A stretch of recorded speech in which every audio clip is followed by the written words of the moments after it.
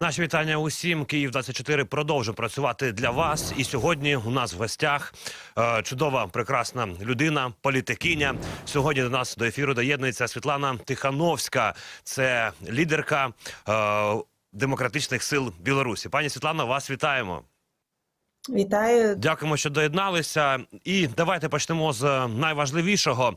Президент України Володимир Зеленський заявив про те, що працювали на території Білорусі ретранслятори, які допомагали наводити цілі, власне, безпілотники, там, мабуть, і ракети по території України. І потім сказав, що з 22 числа вони припинилися, хоча з того часу не було великих атак по Україні, а була, власне, вчора серйозна атака з ракетами, балістика била по Києву, але ж були і дрони в повітрі. І ось те, що вони були на півночі Житомирщини, на цьому акцентували увагу наші моніторингові пабліки, військові журналісти, і вони припустили, що скоріше за все таки ж ці ретранслятори продовжили працювати. А президент казав, він не знає, чи їх зняли білоруси, Лукашенко, власне. Так я до чого? Ця гра буде продовжуватися з цими ретрансляторами? Що змусило на початку Лукашенка погодитися, їх вимкнути, ну а потім знову увімкнути? Ну, я думаю, што сітуацыя з гэтымі рэтрансляторамі яшчэ адзін доказ таго, што Лукашенко не трымае слова. Ён як бы спачатку даў назад, а потым з такой удвоенай сілай дазволіў дронам пралятаць і праз Беларусь і карыстацца гэтымі рэтрансляторамі. І тут, ну, мы павінны разумець, што ніколі не можа быць даверу да Лукашэнкі, што ён заўжды будзе служыць інтарэсам Пуціна і России, бо я думаю, што спачатку ён спужаўся, што можа быць адпаведны адказ ад Украіны, потым паспілкаваўся, пракансультаваўся з Россией, можа тая дала добро, і вось ён такі вось наглы далей рэтрансатары выкарыстоўвае. Вось, і таму, вось калі ёсць такія наратывы, што вось, можа быць, мы неяк Лукашенка адсунем ад Пуціна, гэта немагчыма. Ён заўжды будзе служыць Пуціну, і трэба гэтыя ілюзіі астанавліваць. Погоджуємося. Але ж в Wall Street Journal вийшло нещодавно матеріал про Лукашенка, і нібито Москва, Путін на нього тиснуть і фінансовим забезпеченням і так далі. Там багато пунктів. На ваше бачення, чи дотисне, чи треба тиснути? Ну і що буде з Білоруссю, з народом, якщо все ж таки російські гроші можуть, ну, там, зменшитися або навіть підуть з підтримки Білорусі? Ну, перш за ўсё, мы павінны разумець, што Пуцін дапамагае Лукашэнку, а не Беларусі, і, канешне, ён мае шмат рычагоў, і найперш гэта, канешне, фінансава і эканамічнае. Беларусь залежыць ад расійскіх крэдытаў, рынкаў, энергазбытаў, там нейкіх лагістыкі, субсідыяў, і калі Масква скароціць падтрымку, то гэта, канешне, адразу ударыць па беларускай эканоміцы і па здольнасці рэжыму купляць лаяльнасць. Другі рычаг уплыву – гэта бяспека. Лукашенко залежыць ад падтрымкі расійскіх спецслужбаў, вайсковага супрацоўніцтва і, ну, так званага палітычнага парасона Крамля. Бо пасля 2020 года Лукашенко выжыў толькі дзякуючы Пуціну. І трэці рычаг – гэта інфармацыйны і палітычны. Расія можа узмацніць ціск праз прапаганду, праз прарасійскія эліты, сілавыя структуры, нейкія эканамічныя групы і так далей. На пытанне, ці можа Беларусь страціць фінансаванне з Масквы, тэарэтычна так можа, але Пуцін таксама, я думаю, разумее, што калі ён занадта аслабіць Лукашэнку, то ён можа страціць кантроль над сітуацыяй у Беларусі. І таму Кремль будзе ціснуць так, каб рэжым заставаўся лаяльным, залежным і функцыянальным. Пані Світлано, ви як лідерка демократичних сил, як бачите цю ситуацію, якщо, наприклад, Путін зніме Лукашенка якимись спецслужбами, там, переворотами і так далі, і поставить не опозицію, яка може ж прийти до влади нарешті в Білорусі, а навпаки ще якогось, ну, там, Путіна номер 2, який Білорусь буде ще більш проросійсько налаштовувати і, ну, якби керувати? Ну, перш за ўсё, мы павінны разумець, што Беларусь гэта не адзін кіраўнік краіны, гэта ўсё ж такі людзі, і людзі не пагодзяцца з ні з якім чалавекам, якога паставілі там ці выбралі. праз голосаванне людзей. І таму гэта будзе пастаянная такая зона турбулентнасці, людзі будуць незгодныя з палітыкай, людзі будуць пратэставаць, сабатаваць, і я думаю, што і Еўропа, канешне, нашы еўрапейскія партнёры не пагодзяцца з такім вынікам спраў. І таму гэта будзе рэгіён нестабільнасці. Вось і ўсё. І таму не будуць людзі служыць Расіі. Тут таксама шмат сцэнароў можа быць, бо шмат чаго па Беларусі залежыць і ад Украіны. Бо зараз Украіна рэгіянальны лідар, і менавіта вы будзеце афармляць некую новую геапалітыку ў нашым рэгіёне. Пані Світлано, опозиція Білорусі передала Україні звіт, напрацювали, збирали дані, аналізували. І так ніби виглядає з цього звіту, що все-таки готується Лукашенко до війни на боці Росії, звичайно, проти нас. Там серйозні пункти і про мобілізацію, і про ці резерви, про ВПК організацію, інфраструктура, знову ж таки, військова організовується на кордоні. Як ви вбачаєте, все ж таки розглядає варіанти Лукашенка прямої участі у війні проти України? Мы бачым шмат прыкметаў таго, што рэжым рыхтуе краіну да магчымай эскалацыі. Гэта і развіццё вайсковай інфраструктуры, гэта мабілізацыйныя вучэнні, праверкі рэзерваў, напрыклад, умацаванне ВПК, ядзерная рыторыка і гэтак далей, імітацыя запуску ракет і ядзернай зброі. Гэта не значыць, што заўтра Беларусь абавязкова ўступіць у вайну. Тут падкрэслім, што Лукашенко ўжо ў гэтай вайне, ён не напалову віноўны, ён военный злачынца. То бок, калі гэта не значыць, што рэжым, тое, што гэта ўсё ўзмацняецца, гэта военная рыторыка, гэта значыць, што рэжым стварае магчымасці для такога сцэнару.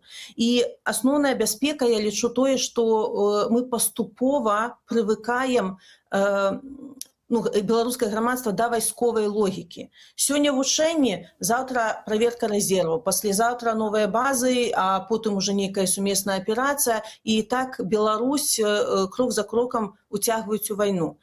І таму міжнародная супольнасць павінна рэагаваць не толькі на сам факт нападу, але і на падрыхтоўку да яго. І мы вельмі ўдзячныя, канешне, і прэзідэнту Зеленскаму, і украінскім медыа за тое, што вы так масава подсвечаете гэтую праблему, каб і наши саюзнікі еўрапейскія таксама разумелі гэту небяспеку і не думалі, што што там нейкія дарогі новыя будуюць і вышкі ставяць. Гэта ўсё падрыхтоўка да магчымых правакацый і эскалацый. Як ви вбачаєте, як буде реагувати білоруське суспільство, білоруський народ? Хочеться, звичайно, почути і вашу позицію. Якщо Україна все ж таки вимкне ці ретранслятори, яка буде реакція? Наша задача, перш за ўсё, не дапусціць гэтага. І мы ўдзячны моцнай рыторыцы украінскага грамадства і лідараў, каб Лукашенко спыніўся і не уцягваў Беларусь у вайну. Канешне, ніхто не хоча, каб ракеты ляцелі ў беларускі бок, асабліва ад Украіны, бо для мяне вельмі важна, каб украінска-беларускія адносіны яны засталіся цёплымі і доўгатэрміновымі, бо у нас адзін вораг, у нас адзіная будучыня ў Еўропе, і таму трэба зараз трымацца аднаго. Але мы разумеем пытанні бяспекі Украіны, і ўсё, што Лукашенко зараз робіць, гэта зарабляе на крыві украінцаў. І тут мы не можам раіць ці камандаваць, калі украінскі бок лічыць, што нейкія элементы інфраструктуры без чалавечых ахвяр трэба атакаваць, бо праз гэту інфраструктуру забіваюць украінцаў, маюць на гэта права. Але, канешне, наша задача гэтага не дапусціць. Пані Світлано, ще є один об'єкт, Мозерське НПЗ, він теж така притча во язицях, як то кажуть. Що він для Лукашенка, що він для Білорусі, і це ж трошки інший об'єкт, ніж ретранслятори, але він дуже серйозно зараз забезпечує Росію. Білорусь продає все, що може, і більше якраз Путіну, і тримає їх теж на плаву. Да, я тут разумею, і ну, НПЗ, конечно, гэта прадпрыемства такого, ну, вялікага маштаба, і ён забяспечвае там рэсурсы для ўсёй Беларусі, і я разумею, што Лукашенко, выкарыстоўваючы гэта прадпрыемства, забяспечвае таксама і палівам і расійскую ваенную машыну. І тут ужо, ну, пытанне пасур'ёзней, бо я не думаю, што гэта будзе добра, напрыклад, успрынята беларусамі. Я думаю, што і украінцаў няма такой мэты, каб разбураць прадпрыемствы, якія вельмі важныя для беларускай эканомікі, для якія служаць беларусам, перш за ўсё. І тут, конечно, павінны быць жорсткія патрабаванні і прэзідэнта Зеленскага, і еўрапейскай супольнасці, каб не забяспечвалі расійскую ваенную машыну палівам. І трэба глядзець на паводзіну Лукашэнкі і ўжо, ну, неяк будаваць адпаведны адказ. Ну так, і ми ж теж прекрасно розуміємо, що білоруський, цей лукашенківський режим – це ніяк не білоруський народ, а навіть і не білоруська держава. Ну, ми підтримуємо тих, хто підтримує нас, а правильно ви кажете, що ворог у нас єдиний, так, в цій боротьбі. Ще дуже хочеться почути вашу думку, пані Світлано, навіть у вашому звіті йшла мова про те, що Білорусь можуть використовувати проти країн НАТО, зокрема і країн Балтії, які зовсім поруч з вами, сусіди ваші. Я до того, якщо антиукраїнська риторика, ну, принаймні ми знаємо з таких досліджень різних, що вона, ну, білорусам не дуже заходить, скажімо так, не дуже вірять в пропаганду російську проти України. Цікаво, як діє така пропаганда проти країн Заходу, вона теж дуже потужна в Білорусі, на жаль. Ну і як може Білорусь протидіяти справді західним країнам на вістрі списа Путіна проти всього цивілізованого світу? Ну, перш за ўсё, мы, як беларусы, наша задача дэмакратычных сіл – гэта змяняць, ці прасоўваць нашыя наратывы, што адбываецца на самой справе, якая пагроза ідзе ад Расіі не толькі ў бок Украіны, але і Беларусі, Малдовы, Арменіі і так далей. То бок, каб яны разумелі маштаб праблемы. І што, напрыклад, толькі там скончыўшы вайну ва Ўкраіне, я спадзяюся, на ўмовах Украіны, я буду разумець, што пагроза застаецца. То бок гэтую балячку яе трэба выразаць пад корань, то яна будзе распаўсюджвацца. І тыя нашы наратывы, што Украіна зараз захішчае не толькі сябе, але ж і сваіх суседзяў, увогуле всю Еўропу. І калі б Украіна не стрымлівала вось гэты расійскі ціск, расійскую прапаганду, то вораг быў бы ўжо у брамы краін Еўропы. Яны ўжо там, яны ўжо тэстуюць, як далёка яны могуць зайти у сваіх намаганнях зруйнаваць адзінства, зруйнаваць Еўропу, і яны, ну, чакаюць нейкага адпаведнага адказу. Калі яго няма, то яны ідуць далей і далей. Яшчэ адзін наратыў, які мы прасоўваем у Еўропе, што хопіць заўжды глядзець, як рэагуе Расія. Бо што б не адбылося, яны заўжды: а што там Расія, а што яна скажа, а што яна падумае. То бок і Расія не такая ўсемагутная, як мы звыкліся думаць, і што Еўропа разам з Украінай, канешне, зараз нашмат больш магутнейшая, і Украіна ўжо не раз даказала, што можна супрацьстаяць такому, як думалася, вялікаму ворагу. І таму, канешне, Еўропа зараз узмацняецца і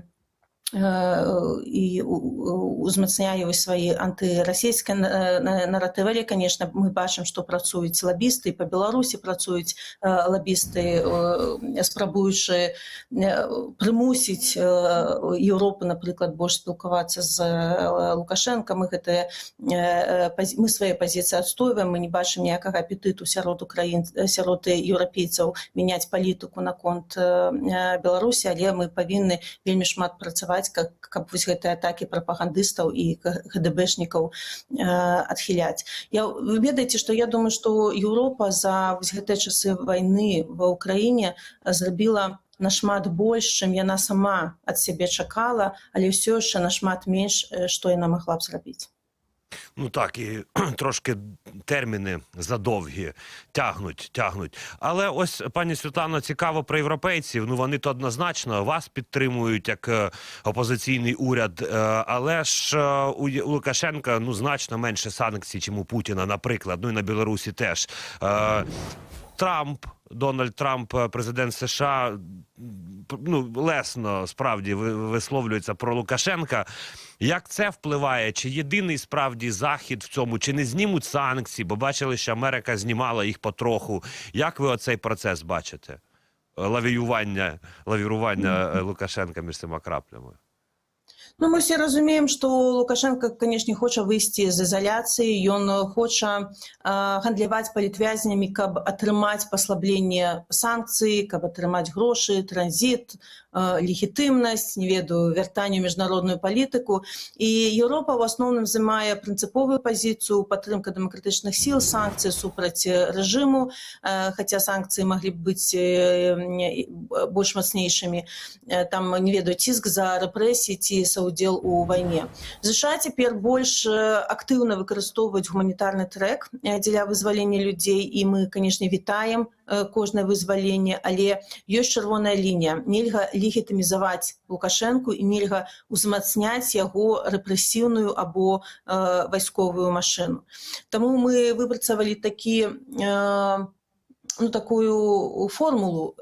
Амерыканскія санкцыі дзеля таго, каб вызваляць людзей, але еўрапейскія санкцыі павінны служыць, каб вызваліць краіну. Бо пакуль адних вызваляюць, удвая больш саджаюць, і гэта рэпрэсіўная машына працягвае сваю працу. Лукашенко дазваляе Расіі выкарыстоўваць нашу інфраструктуру, тэрыторыю, каб атакаваць Украіну, то бок паводзіны Лукашэнкі не мяняюцца. Лукашенко хоча ўсё забраць, не даючы нічога ў адказ. І што тычыцца там паслаблення санкцый, вы задалі пытанне. Ведаеце, паслабленне санкцый можа і магчымае, калі Захад будзе бачыць канкрэтныя гуманітарныя вынікі, ці калі Лукашенко спыніць Расію на нашай тэрыторыі, не будзе зарабляць на крыві украінцаў. Мы зараз што тлумачым нашим еўрапейскім партнёрам, што любыя паслабленні зараз, якія закранаюць асабліва лагістыку, банкі, калій, транспарт, ВПК, даюць рэжыму вялікія грошы, гэтыя грошы будуць выкарыстоўвацца супраць беларусаў і супраць украінцаў. Таму такія крокі зараз вельмі небяспечныя, наадварот, калі мы бачым слабасць, больш узмацняць ціск, каб не згубіць вось гэты момант. Пані Світлано, ну і бачите ви, впевнений, які кадри ширяться з роботою наших сил оборони по Москві, зокрема, інші об'єкти на території Росії горять, палають, плюс наш, але ж тимчасово окупований Крим. Не може захистити Росія себе. Як вона може захистити Білорусь? За це чіпляється Лукашенко однозначно. Ну і в цьому ж контексті безпекова ситуація в регіоні. Глядачі пишуть, коли з території Білорусі будуть летіти дрони на Москву. Ну це також, мабуть, заради жарту, але теж серйозне питання. Так, ну, перш за ўсё, удары по Москве, по Крыме, по расійскай інфраструктуры паказваюць нам усім, што Расія не такая непаражальная, не такая усемагутная, як яна спрабавала сябе паказаць, я ўжо пра гэта казала. І яе тэрыторыя, яе лагістыка, яе вайсковыя аб'екты становяцца ўсё больш уразлівымі. І, канешне, для Лукашэнкі гэта вельмі важны сігнал.